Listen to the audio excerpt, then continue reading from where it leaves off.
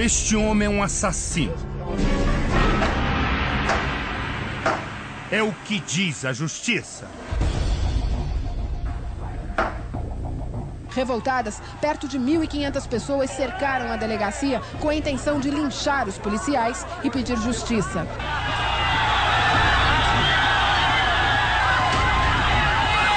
O apelido dele reflete quem ele era fardado. Rambo. Rambo na ação. Rambo na entrevista que daqui a pouco vai me dar. Os nossos caminhos já se cruzaram 15 anos atrás. Boa noite. 14 de março de 1997. Eu estava num boteco como esse, quando uma pessoa me entregou um vídeo mostrando barbaridades praticadas pela Polícia Militar do Estado de São Paulo. O caso ficou conhecido como a Chacina da Favela Naval, um ponto dominado por traficantes no ABC paulista. A fita mostrava os policiais militares espancando, torturando e até matando. Você sentia prazer em bater? Por que você batia nos caras daquele jeito? Por que você atirou pelas costas? Como é que você se sentiu sendo chamado de assassino? Você acha que contra o crime só existe uma lei, a lei do cão?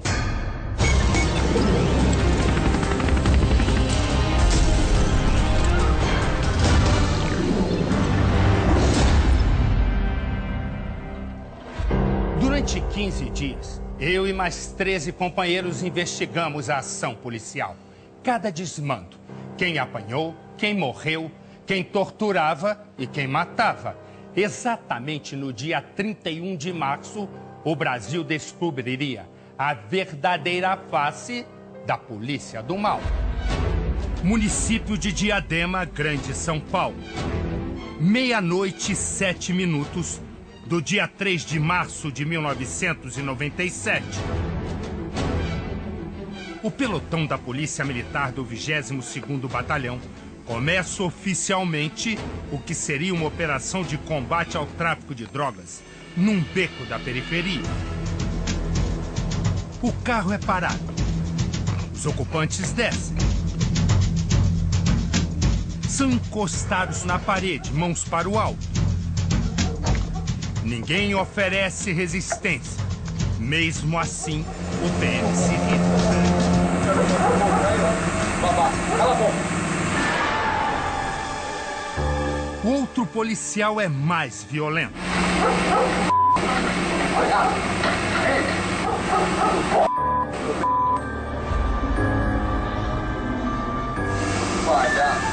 O PM parte para os outros homens e dá um soco nos rins de um deles.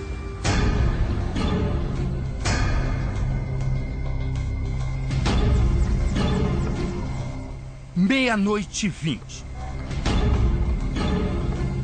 Boné para trás, arma em punho. Mais um carro é parado.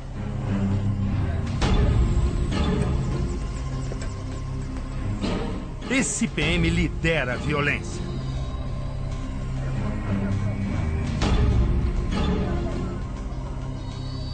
Os PMs abandonam os outros rapazes e correm para cima deste homem, que tenta se explicar. Não adianta. Os homens da Brasília são liberados. Não fica testemunho.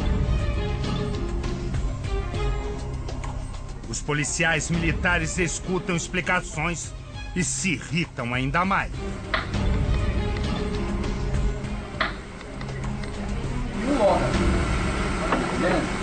O PM grandalhão chega.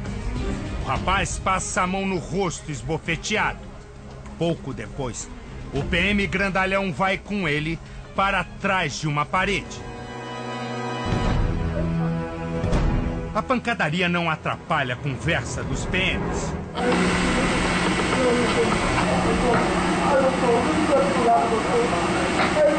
Outro policial pega o cacetete e entrega ao policial grandalhão.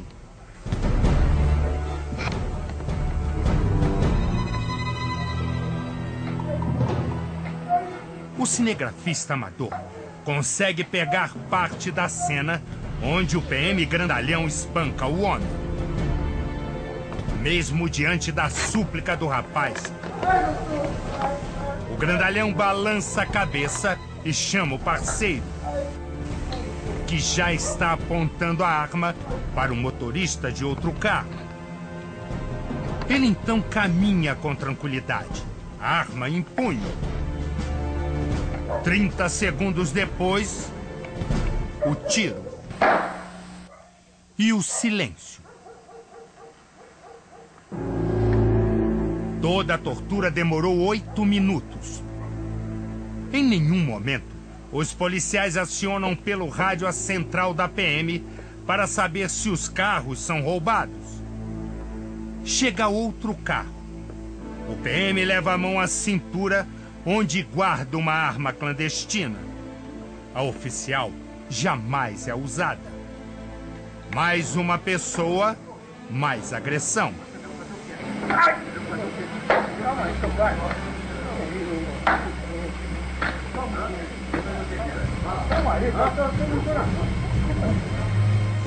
A agressão policial agora é contra o carro. O PM continua a descarregar sua violência. A tinta é arrancada.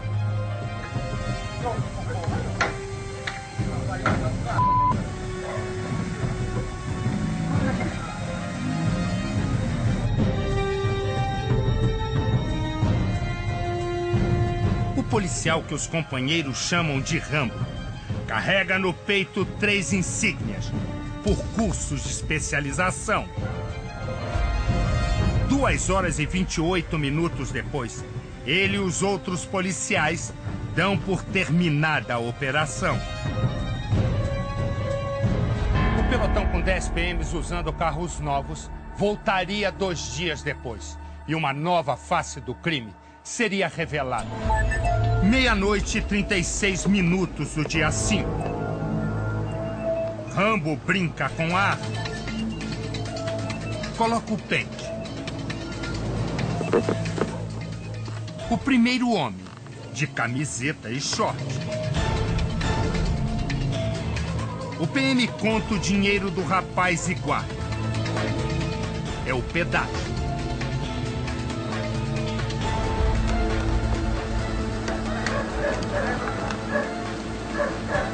No dia seguinte, a barreira é mais rigorosa.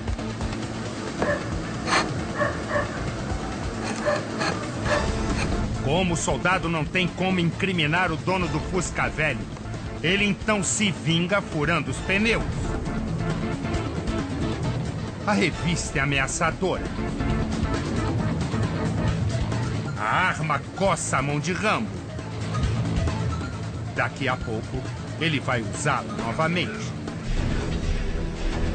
O gol é parado. Os 3 homens descem. Repare no rapaz com a agenda na mão. Ele vai morrer. São 11 horas e 58 minutos. Rambo se aproxima. O suspeito tenta se explicar.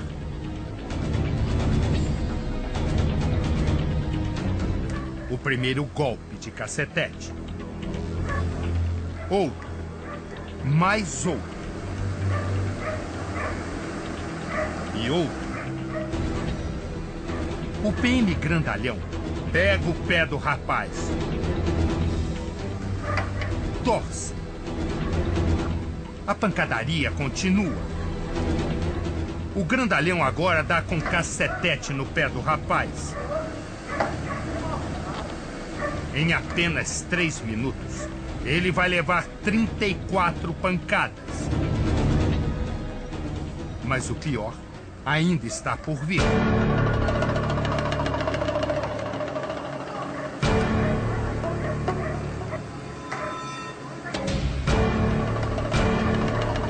Espancados, eles entram no carro. O rapaz que estava com a agenda vai atrás. Quando tudo parecia ter terminado, Rambo calmamente entra em cena. Atira no carro. No fundo, outro tiro, só que para o alto. Rambo completa o serviço com mais um tiro. Um dos tiros disparados pelo PM atingiu o rapaz que estava no banco de trás do carro. O mecânico Mário Josino, que estava de férias e tinha ido visitar um amigo, foi levado para o hospital público de Diadema, onde morreu horas depois. Passados 15 anos, eu e o temido Rambo, o assassino do mecânico Mário Josino, que ficou 8 anos preso em regime fechado, nos encontramos pela primeira vez na semana passada. É como se fosse um ajuste de contas. Como era? Eu fui, hein? Me diga uma coisa.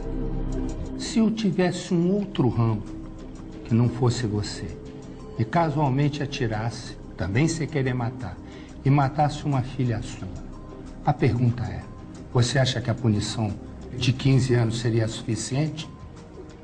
Olha, é difícil falar porque eu estaria do outro lado, com um filho, né? Mas, na minha atual consciência, no atual lugar onde estaria o policial e a minha filha, analisando friamente, o que ela estaria fazendo lá? Estaria totalmente revoltado às vezes, mas também estaria muito entristecido comigo mesmo, porque minha filha escapou entre meus dedos e foi para o mundo, para o submundo das drogas. Mas os 15 anos, você acredita que essa não é uma punição justa? Olha... Como pai? Como pai, lógico que não. Como pai, é lógico que não. No primeiro julgamento, Rambo foi condenado a 65 anos de prisão. Não houve espancamento também, então? Não, foi tudo uma simulação. Que eu não acertei o cara. O advogado do ex-soldado conseguiu anulação e, num segundo julgamento, a pena foi reduzida para 45 anos. Em seguida, numa apelação, a pena passou a ser de apenas 15 anos e 4 meses de cadeia. Esta é a punição que ele ainda cumpre em regime aberto desde 2005. Aquela bomba que estourou na minha cara, quem acendeu o estopim fui eu. Então, não adianta eu implicar essa culpa a mais ninguém. A gente estava ali na melhor da boa intenção, querendo fazer o melhor, mas infelizmente aconteceu, né? E por um fato de você querer chamar e querer fazer muito mais do que aquilo que a própria instituição te dá condições de fazer. O que você chama de fazer muito mais? Não, é chamar para si uma responsabilidade que não é tua. Consertar uma sociedade que você não tem jeito de consertar ali, desse sistema. Você quer consertar alguma coisa e no fim você não acaba consertando nada e acaba aí se prejudicando e prejudicando tantas outras pessoas. Trocamos tudo por nada, porque a liberdade, a família, a carreira, a qual eu amo de paixão, me tiraram a farda física, mas a que carrego dentro de mim jamais vão me tirar. Naquele momento, tudo bem, você pode estar pensando em ajudar a sociedade. Você diz que essa foi a ideia principal. Mas chega um momento que aquilo ali vira uma carnificina. Virou uma pancadaria.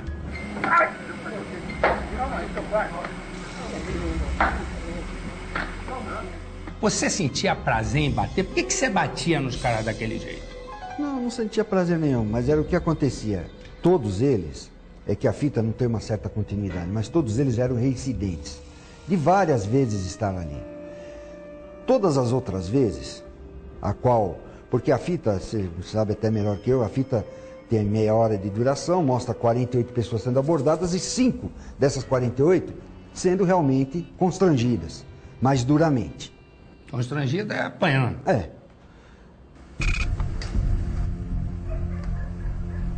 E tinham sido avisadas, não vem mais que você vai ser tratado como um marginal.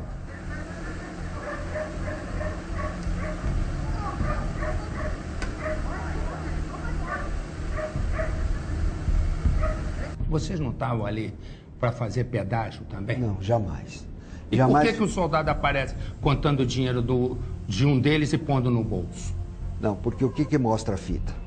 Um dos soldados, o que acontece? Ele vai dar uma geral num dos elementos que passa ali, e ao retirar uns papéis do bolso dele, que parecia ser, até na época não era os pinos de plástico, não era papelote, e uns papéis caem no chão. O policial se abaixa e pega esses papéis. E olha e fala, e você, o que está fazendo aqui? Ele tinha o costume de cruzar os braços, e aí? O que você está fazendo aqui? Por que você está aqui? Ah, não, estou passando, a gente já sabia que era usuário de entorpecente, estava lendo, então você vai embora daqui. Mas isso é devolvido, tudo, inclusive os papéis, tudo, o polícia enfia novamente no bolso dele, certo? 15 anos depois, ao meu lado, Rambo assiste às imagens que o incriminaram. O soldado violento agora precisa de óculos para acompanhar os detalhes da ação policial que comandou. Aqui o Bonfim dá um tapa no rapaz. Por quê? Olha, nessa situação eu estava mais distante, então eu creio que ele deve ter falado alguma coisa pro Bonfim, dito alguma coisa, eu destratado o Bonfim, que o Bonfim agiu desse jeito. Esse era o Silvio Calixto. Esse era o Silvio Calixto, que já tinha passado lá em cima. Essa era a terceira vez a qual ele passava pelo local. Ele tomou uma coça arrumada. O Silvio Calixto, o que ele apanhou mais foi o tapa na cara que ele tomou do Bonfim. Só. Tinha os olheiros da favela, todo mundo ficou olhando. O Júnior levou ele para um canto e foi como uma espécie de um teatro. Pegou um pedaço de pau ali na hora e começou a bater dos lados e falou pro Silvio Calixto, grita, como se estivesse apanhando.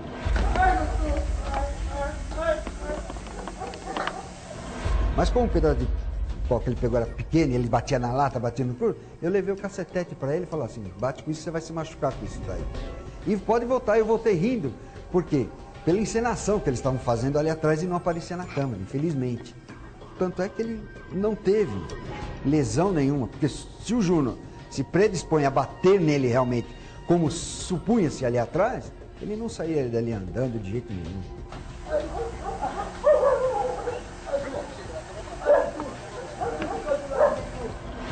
Infelizmente, Marcelo, é duro dizer isso, mas esse pessoal, esses são drogados, eles só entendem quando você parte, infelizmente, para a dureza. Para a coisa que você é duro, você é firme, você é incisivo na coisa. Aí eles ficam com medo, não com respeito, infelizmente, mas com medo. Medo de apanhar. De apanhar, de ser corrigido. Mas... Então ele fala, não vou lá não. Vou lá não, porque os polícia lá, que acontece assim, assim, assim. É errado. Mas eram os meios que nós tínhamos para agir. Você achava que tinha que coibir o tráfico e espancar alguns para que servissem de exemplo? Também. O criminoso só reconhece o bom polícia quando ele é constrangido, firmemente. Quando ele toma um... Quando o couro come. Quando o couro come, para falar o português bem claro. É você. Isso. Que era o único que ficava com a arma em punho ali. Ninguém mais ficou na fita, pelo menos na fita que a gente viu. Então, era justamente, eu andava com essa arma sempre na mão, porque é por causa do local, né? Porque até você sacar, até fazer alguma coisa, você sempre estava com a arma em mão.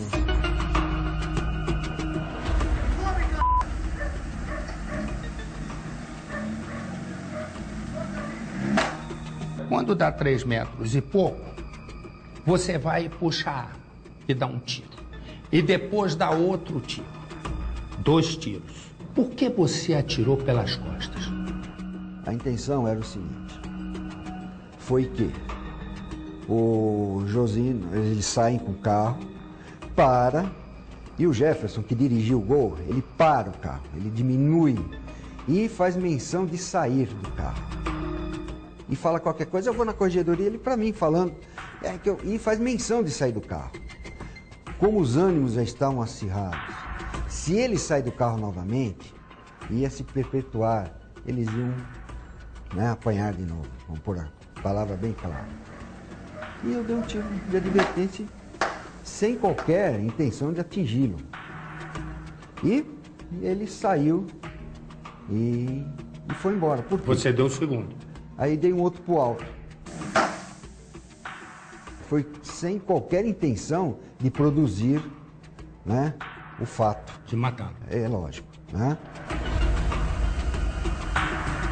Você gosta de ser Rambo? Não. Acho que você se adaptou ao apelido, hein? Não, a gente se adapta, porque eu vou brigar, o cara chama Rambo. Ô Rambo, tudo bem, pode falar, não tem problema. Meu nome é Otávio Lourenço Gambra, você chamar de Gambra. Ou se quiser chamar de Rambo também, eu não vou, sabe? Eu não vou, sabe, ser mal educado com ninguém. Te chamam de Rambo na rua? Chamo quando conhece, assim, reconhece, um olha assim. Você não é o Rambo? Um dia eu fui, agora eu já sou o vô. A família é o ponto fraco do soldado. E ele fica visivelmente emocionado ao falar do pai. Como é que você se sentiu sendo chamado de assassino? Difícil. Eu lembrei muito do meu pai. Meu pai é uma pessoa ilibadamente correta. Nos criou assim, sabe? Com tudo que ele podia nos dar. Mas numa situação totalmente correta. Sabe? Um homem trabalhador. Então, pensei nele. Que o nome dele também estaria ali, né? Otávio Lourenço Gambra, filho de, né? Meu pai falou, filho, estamos aqui para te ajudar. Imagina. É muito difícil recordar, né? É uma situação aí que acho que quem tem esses valores, né, assim, de família. Você, em algum momento, também pensava na mãe do Mário Josino? Claro, com certeza.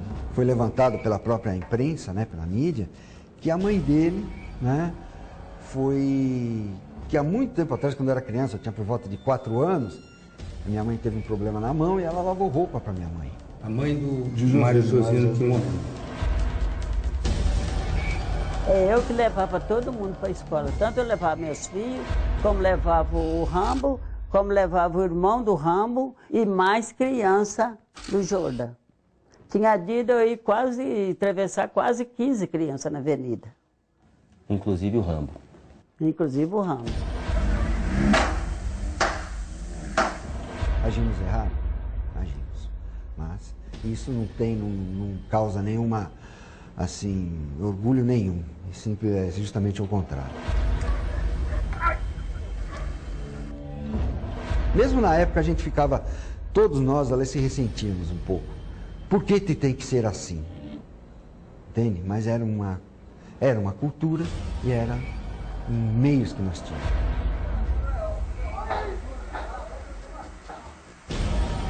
Mas você acha que a violência, o gesto de espancar, o gesto de coibir com rispidez, isso foi te contaminando e você foi ficando, como policial, mais violento?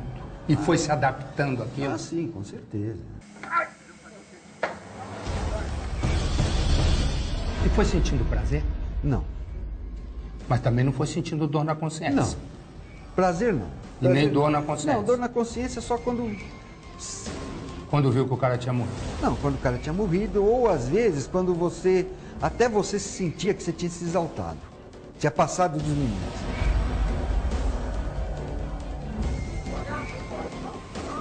E o que você disse para suas filhas? Para minhas filhas, assim que a fita foi ao ar, que eu vi antes, nós vimos antes da fita, antes de ir ao ar, Nós vimos uma semana antes essa fita. E falei para elas, ali no segundo de choque, nós estávamos detidos no segundo de choque. Falou, vai aparecer uma fita na televisão. Aquilo ali é o serviço policial militar. É o serviço do seu pai. E não refletia nem um pouco o homem que eu era em casa. O marido, o pai, certo? Que eu era em casa. 15 anos depois daquele tiro, Rambo ainda coloca em dúvida a autoria do crime. Até hoje ainda eu acho... Bom, aí é outra história. O que você acha? Não, que o tiro, pelo ângulo, por tudo, pode não ter sido o meu disparo que atingiu o Josinho. Ah, você acha que não? Eu acho que não. Até hoje eu tenho a minha dúvida. Porque eu estava ali, eu estava muito perto, eu vi o carro embora e sem... Bom, sem nenhum... Mas isso daí já foi matéria de juízo, já teve a condenação, já teve tudo. Você acha que um traficante pode ter atirado? Eu creio que sim.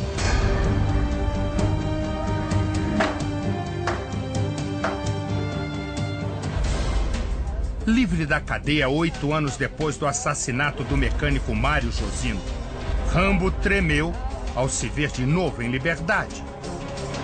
Logo que eu saí pro semiaberto, né? A gente ficou meio, né? Ficou com medo? Ficou receioso, não com medo, assim, mas receioso. A gente fica, lógico, né? Não tem medo porque dá alguma represália, algum milhante aí querer fazer nome e falar assim, matei o Rambo, entende? Então você fica receioso, é lógico. Você acha que contra o crime só existe uma lei, a lei do cão? Olha, infelizmente. Para você foi mais dura a condenação ou para você foi mais dura a expulsão da pena? A expulsão. Parece loucura, né? Mas é a expulsão. Ser banido daquilo que você gosta tanto de fazer é difícil. Estava tudo contra. 10 policiais militares do 24º Batalhão da Polícia Militar estavam envolvidos no caso da favela naval. Alguns com mais, outros com menos responsabilidades.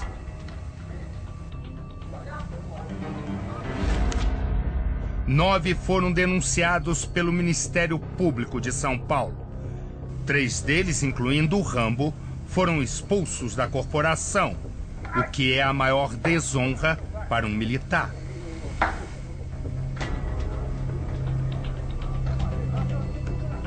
Os outros foram demitidos. Um dos mais violentos, o soldado Rogério Nery Bonfim, foi condenado a 6 anos por tentativa de homicídio. Em 2004, foi morto com um tiro no coração, trabalhando como segurança. Os soldados Maurício Lousada e Nelson Soares Júnior, apontados como coautores do assassinato, pegaram 27 e 18 anos de cadeia, respectivamente, mas também já ganharam o direito de cumprir a pena em liberdade. Todos os outros PMs acabaram condenados por abuso de autoridade. O cabo Ricardo Luiz Buzeto a 2 anos de prisão. O ex-soldado de Montier Figueiredo a 1 ano e 6 meses. O cabo João Batista Queiroz a 4 anos e 7 meses no regime semiaberto. E o soldado Paulo Rogério Barreto a 4 anos e 2 meses, também no semiaberto. Já o sargento Reinaldo José dos Santos, que tinha a mais alta patente entre os PMs torturadores da favela naval, ficou preso por apenas 10 dias. O soldado Adriano Lima de Oliveira, que estava em seu primeiro dia de trabalho na época, foi punido administrativamente e continua na PM. Você se encontra ainda com algum desses seus companheiros de pelotão? Agora faz uns tempos que eu não me encontro com alguns deles, mas encontro, sem problema nenhum. É? Vocês conversam sobre Conversou no assunto da vida, tudo. Sobre o assunto, a gente já conversou exaustivamente nos anos que estivemos juntos Na no cadeia. Romão Gomes, né? Então a gente procura, sabe, falar da vida, do dia a dia, do que está fazendo, do que pretende, como está, entende? Porque, assim, sentar para remoer tudo aquilo, né? Não, é que já foi tão massificante o negócio, tão falado, que para nós já não, né? Não vale a pena mais, assim, recordar aquela situação que nos levou a tudo, né?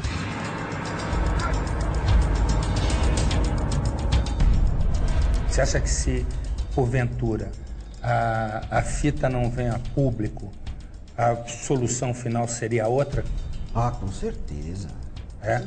Você acha que acomodava? Ah, com certeza, porque não tinha provas, certo? Contra nós, do que efetivamente da morte do Josino, tudo que é o grave do negócio, né? A própria justiça já ia olhar aquilo, né? Porque já tinha uma vida pregressa no crime, já eram concorrentes do crime para o crime, então... Já dá um abuso de poder e tchau. E talvez nem isso. É mesmo? É, talvez nem isso.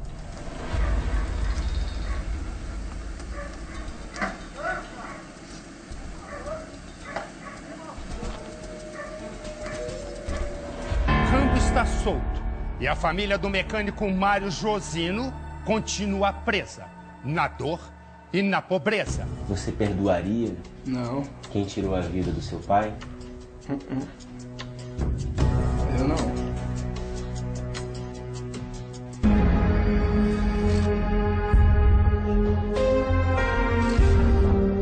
É nesta rua em São Bernardo do Campo, bem próxima da favela naval, que mora a família do mecânico Mário Josino. Como vai ser? Prazer, Efigênia. Prazer meu. Até hoje a família não recebeu do Estado a indenização a que tinha direito. E eu acho que ele esqueceu da gente. Porque a gente não tem mesmo condição de pagar um advogado.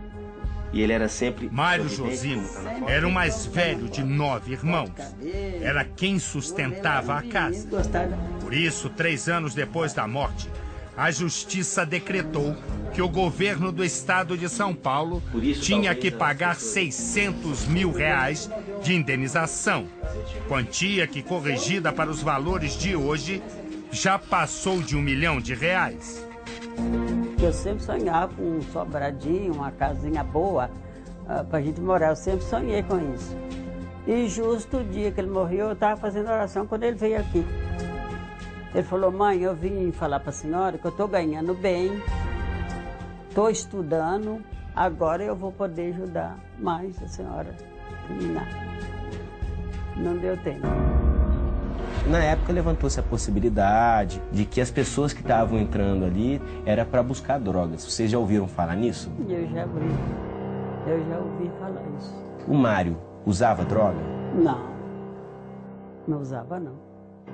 Porque eu que sou a mãe dele, eu convivia com ele todo dia, eu nunca vi nada diferente com ele. Nunca vi. Na casa simples de 2 quartos, moram 6 pessoas. Remédio para passar na dor. Guilherme, um dos irmãos de Mário Josino, improvisa o leito no sofá da sala. Guilherme, onde você dorme aqui na sala? É aqui mesmo no sofá. Nesse sofazinho? Nesse sofazinho.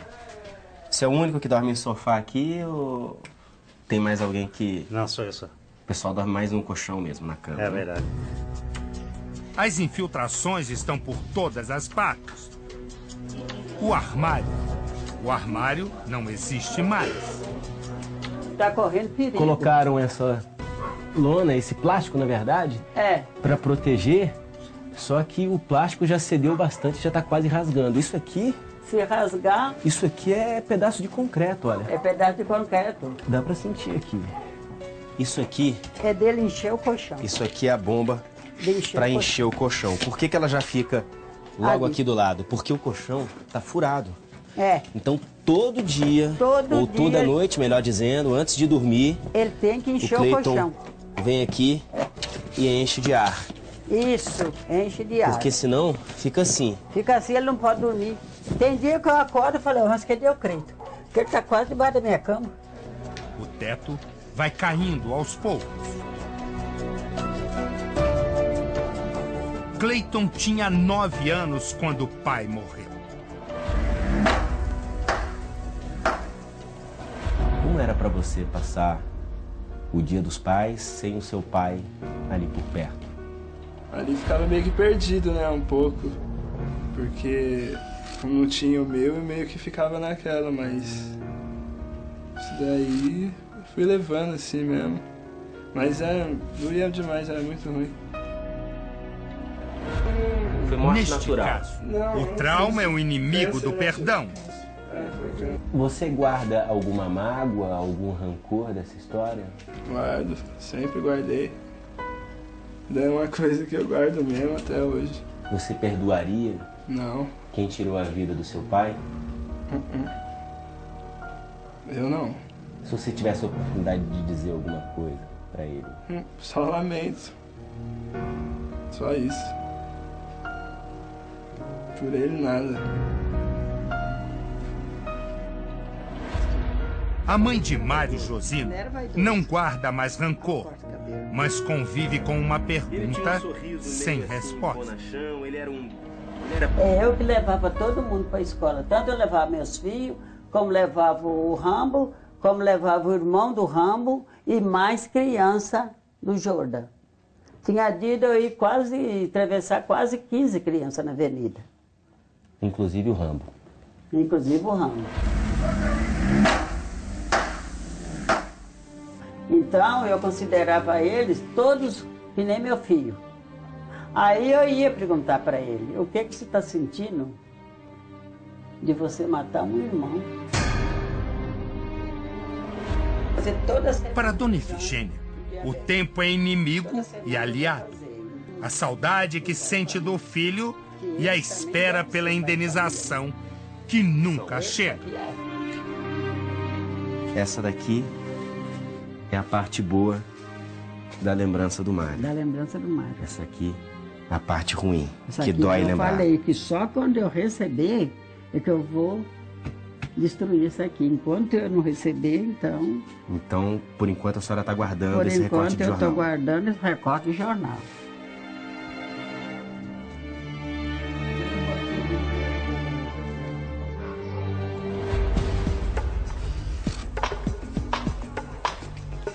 Diadema, março de 2012.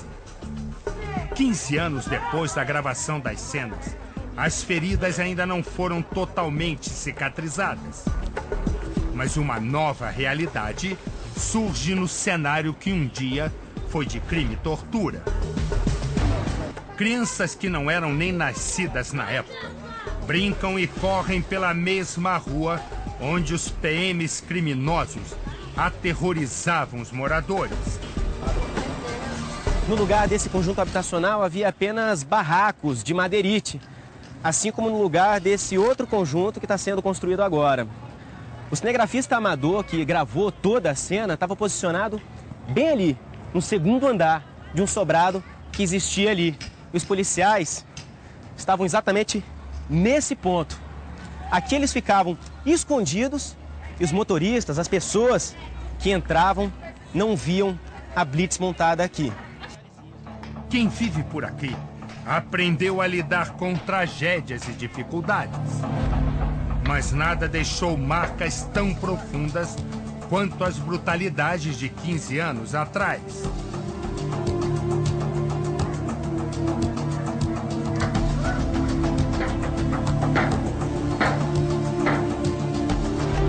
A mulher que hoje trabalha vendendo doces e sorvetes diz que morava ao lado da casa onde foi feita a gravação. Quem bate se esquece, mas quem apanha só lembra, meu filho. Quem apanha nunca esquece. Dia sim, dia não, 8 horas da noite, ele chegava e dava um tiro lá na esquina. Dava um tiro para sinalizar para os moradores mesmo. Era o toque de recolher? Pois é, entendeu? Se não fosse aquela filmagem lá, que aqui dali não foi nem um terço do que eles fizeram. O que mudou na polícia brasileira depois da favela naval? E o que Rambo faz hoje? Em instantes, aqui no Repórter Record.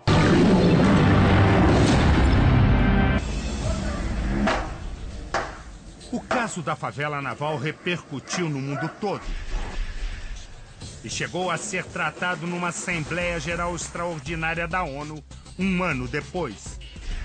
No Brasil, o Congresso mudou a lei da tortura. Em apenas uma semana, foi aprovada e sancionada a lei, punindo com 21 anos de prisão os crimes de tortura.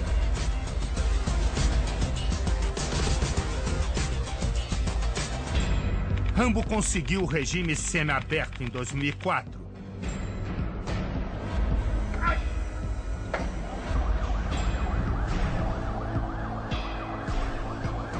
Em 3 de agosto de 2006, passou para o regime aberto.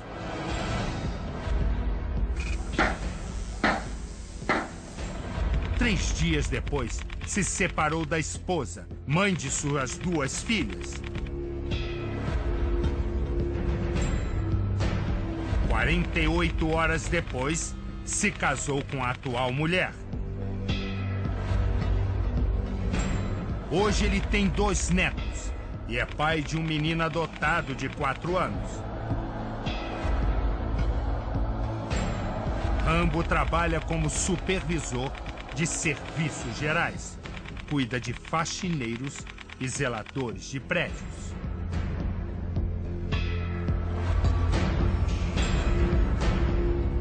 Tem alguma coisa que vocês queiram falar? Como é que é pra você estar aqui com o Marcelo todo esse tempo depois?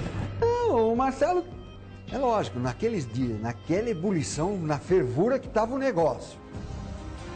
Tudo de ponta cabeça, a sua vida virada num twister. Aí eu falei, mas o culpado era ele. Entende? Grosso modo, não sabe o que é isso, e fica falando, queria, agora vai lá, lógico, cheio de luz, cheio de polícia, ele vai, e não sei o quê, mas é lógico, depois com o passar do tempo, você, mas isso é um desabafo, como se fosse um subterfúgio para você não se atribuir a si mesmo a sua culpa. E quando você se viu na TV? Nossa, eu falei, putz, tanta coisa para esses caras filmar, vai filmar essas coisas. Já te chamei muito de Rambo, agora eu te chamo de Gamba. Boa sorte na tua vida. Você também, tudo de bom.